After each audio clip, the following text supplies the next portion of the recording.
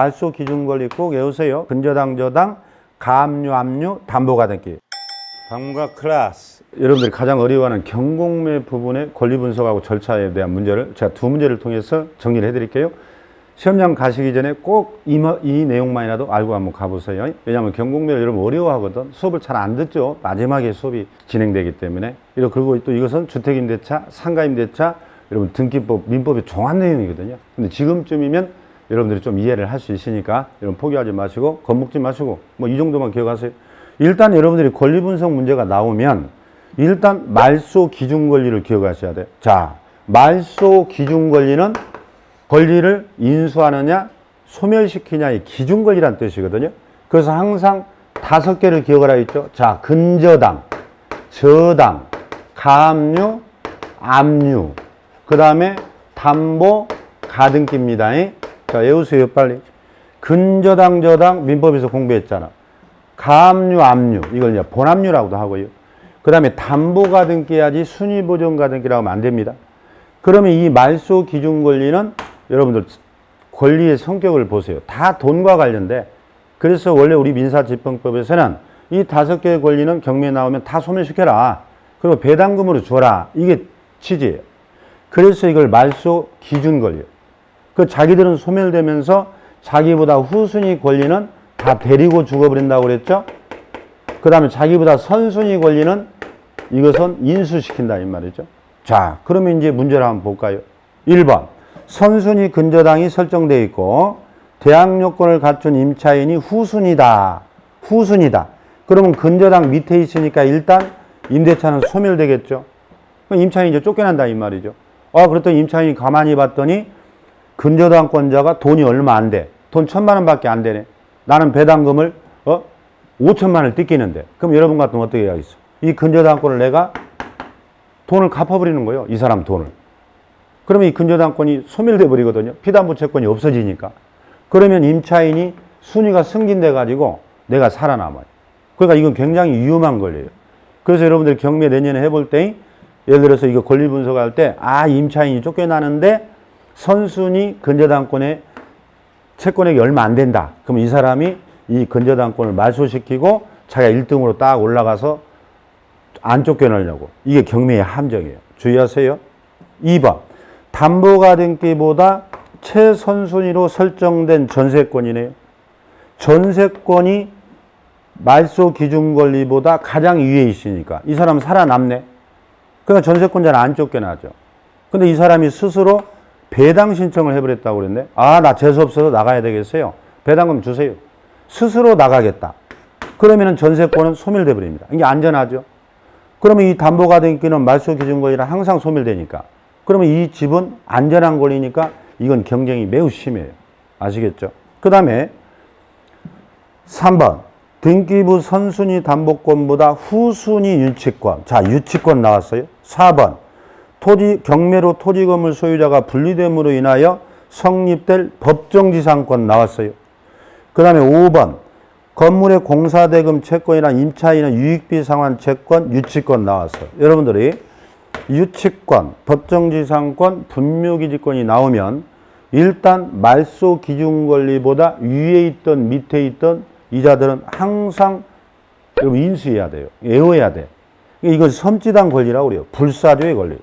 자, 다시 한번 유치권, 법정지상권, 분묘기지권은 언제나 인수해야 된다. 그래서 섬지당 권리다. 다만 여러분들이 민법의 시험에 많이 나오는 게 유치권의 경우에는 뭐예요? 매각, 경매, 기입등기죠. 기입등기 또는 개시결정 등기라고 그래요. 이 이후에 점유를 시작한 유치권자는 매수자에게 대항할 수 없다. 그건 예외는 있지. 그래서 그 집의 경매 기입등기가 되기 전에 유치권이 점유를 시작했냐, 즉 성립됐냐, 기입등기 이후에 됐냐, 이것만 주의하면 돼요. 그리고 나머지 분묘기지권하고 유치권은 항상 인수해야 되니까 여러분 섬지당 권리다 이렇게 기억하라 했죠. 그래서 답은 2번이 되는 것이에요. 아시겠죠? 자, 말소 기준 권리 꼭 외우세요. 근저당, 저당, 가압류, 압류, 담보가등기. 이보다 빠르면 인수, 밑에 있으면 소멸. 다만 유치권, 분묘기지권, 법정지상권은 언제나 인수해야 된다. 다만 유치권은 경매 개시결정 등기 이후에 점유가 시작된 것은 대항할 수 없다. 이 정도 선에서 나옵니다. 자, 다음 중 부동산 경매에 관한 내용은 타당한 것은 몇 개냐? 자, 봐봐요. 1번, 기억번, 유치권, 법정지상권은 말소 기준 권리와 관계없이 매수인에게 항상 인수된다. 원칙이 맞는 얘기예요. 항상 인수된다. 다만 아까 뭐라 했어요? 유치권의 경우에는 경매 개시 결정 등기 이걸 꼭 찾으세요.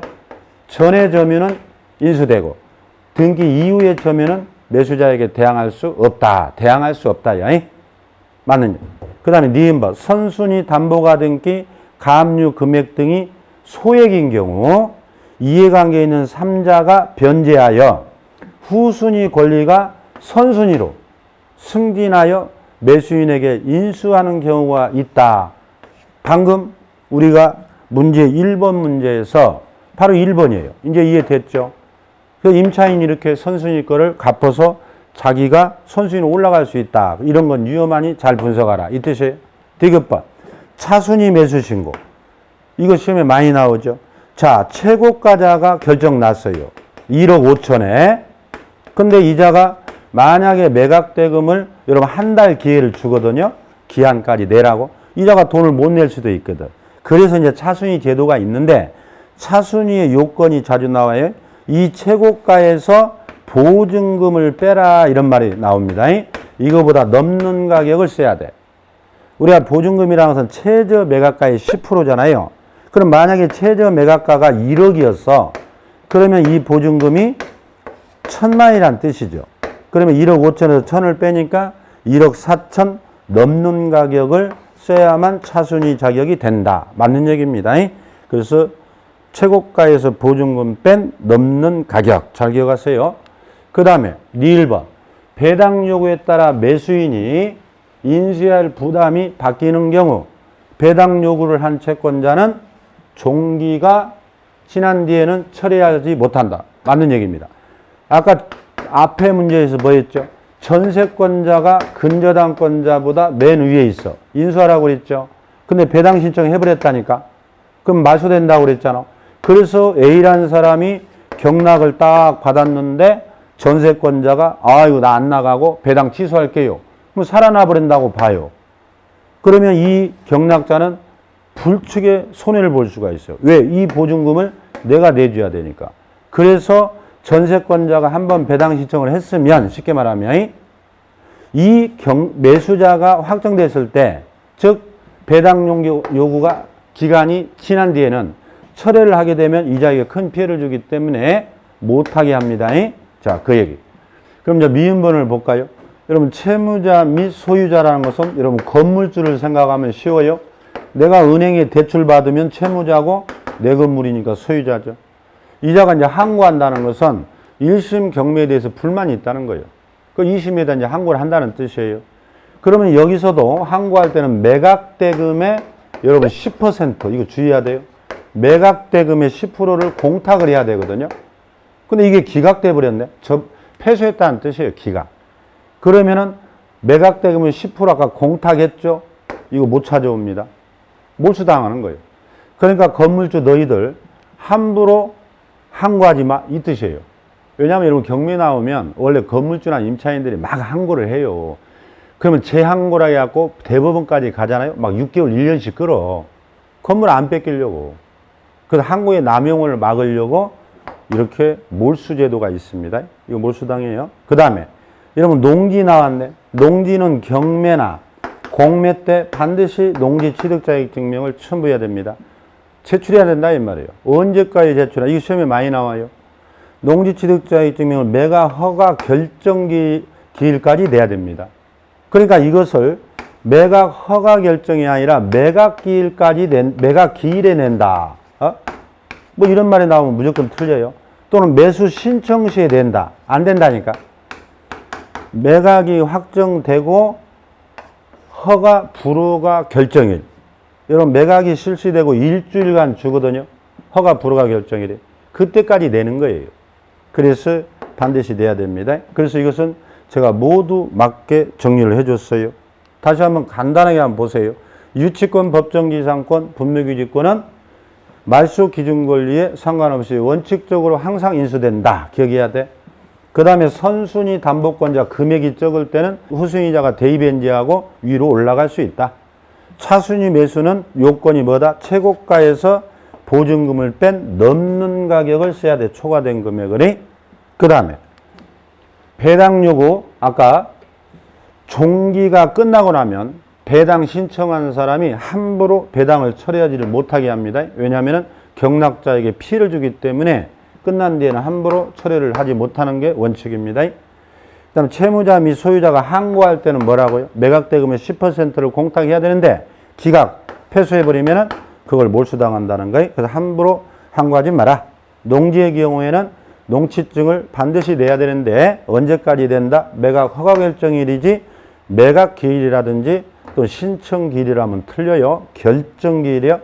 자, 이렇게 해서 모두가 맞게 해놨어요. 보세요. 경매도 이렇게 어렵지 않죠. 최소한 이 정도는 정리하고 시험장에 가시기 바랍니다.